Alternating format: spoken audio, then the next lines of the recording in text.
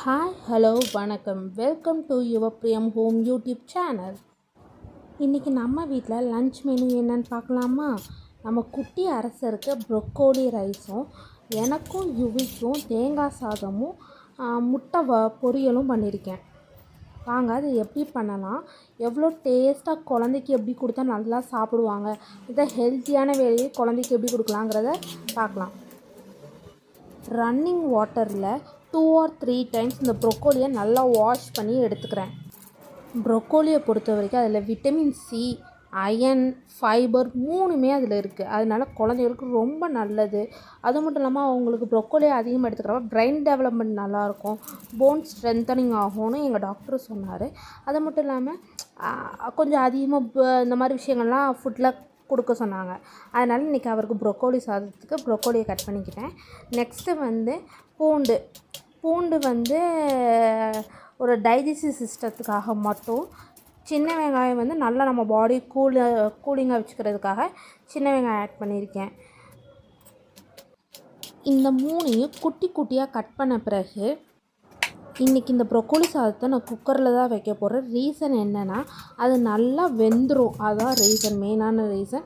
அடுத்து இதை ஒரு சின்ன ட்ரில் பண்ணிவிட்டு அவங்களுக்கு மிக்சியில் ஒரு சின்னதாக ஒரு ட்ரில் மட்டும் கொடுத்துட்டு அவங்களுக்கு நம்ம ஈஸியாக ஊட்டி விட்டுலாம், அவங்களும் ஈஸியாக சாப்பிட்ருவாங்க. அதுக்காக நான் குக்கரில் இதை வைக்கிறேன். சரி, எப்படி பண்ணலான்னு பார்த்துடலாம் வாங்க. நான் சொன்னபடியாக குக்கர் எடுத்துகிட்டு அந்த குக்கரில் நான் குழந்தைகளுக்குனால நெய் ஆட் பண்ணிக்கிறேன். நெய் தான் அதிகமாக குழந்தைகளுக்குலாம் கொடுக்கணும்னு சொல்கிறாங்க. அதனால் நான் நெய் ஆட் பண்ணிக்கிறேன். நெய்யை ஆட் பண்ணிவிட்டு சின்ன வெங்காயம், இந்த சின்ன வெங்காயத்தை ஃபஸ்ட் ஆஃப் ஆல் கொஞ்சமாக வதக்கி எடுத்துட்டோம். ரொம்பலாம் உங்களுக்கு வதக்க அவசியம் இல்லை, லைட்டாக வதக்கி எடுத்தால் போதும். நெக்ஸ்ட்டு பூண்டை போட்டு ஒருக்கா ரோஸ்ட் பண்ணி மட்டும் எடுத்துக்கிறேன்.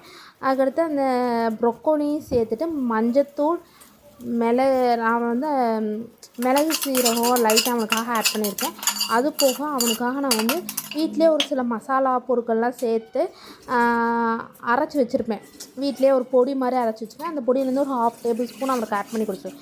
இந்த மாதிரி உங்கள் குழந்தைக்கு ஏதாச்சும் வீட்டில் ட்ரை பண்ணும்போது இந்த மாதிரி பொடி மாதிரி அரைச்சி வச்சுக்கலாம் அப்படின்னு நீங்கள் நினச்சிங்கன்னா கமெண்டில் சொல்லுங்கள். அது என்ன பொடி, எப்படி அரைக்கணுங்கிறத நான் உங்களுக்கு டீட்டெயிலிங்காக ஒரு வீடியோவாக போடுறேன்.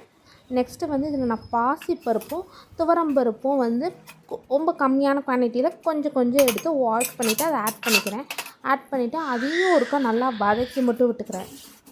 அடுத்து சாதத்துக்கு அரிசி தான் தேவை. ஸோ அரிசியை ஒரு 2 to 3 டைம்ஸ் நல்லா வாஷ் பண்ணி கொஞ்ச நேரம் ஊற வச்சுருக்கேன். அந்த அரிசியை எடுத்து இது கூட சேர்த்து ஆட் பண்ணிக்கிறேன். ஆட் பண்ணிவிட்டு ஒரு கிண்டு மட்டும் கிண்டிட்டு நான் வெயிட் பண்ணிவிட்டு வெயிட் எதுக்காக பண்ணுறோன்னா அந்த மிக்சரோடு நல்லா சேரட்டும்காக மட்டும் வெயிட் பண்ணுறேன்.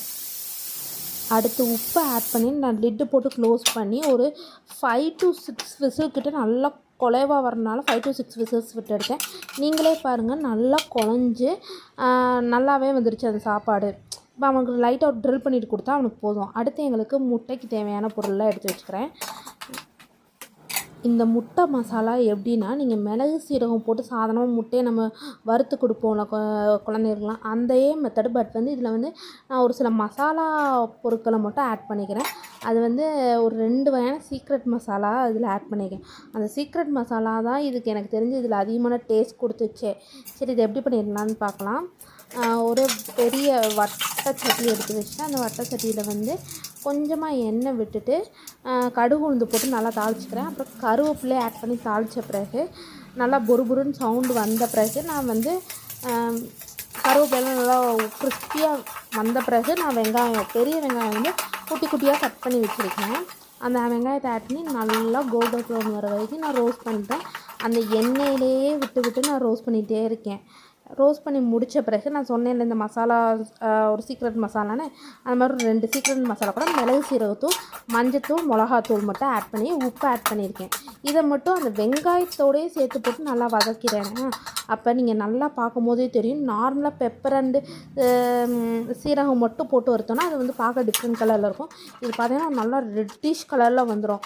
காரணம் இந்த 2 சீக்ரெட் மசாலா. ஆனால் பார்க்க தான் ரெட்டிஷாக இருக்குது, அவ்வளோ காரெல்லாம் இருக்காது, நல்லாயிருக்கும் பார்க்க டேஸ்ட்டு. அதுக்கடுத்து இந்த மசாலா கொஞ்சம் வதங்க விட்டு நான் முட்டையை ஆட் பண்ணி நல்லா முட்டையை கிளறி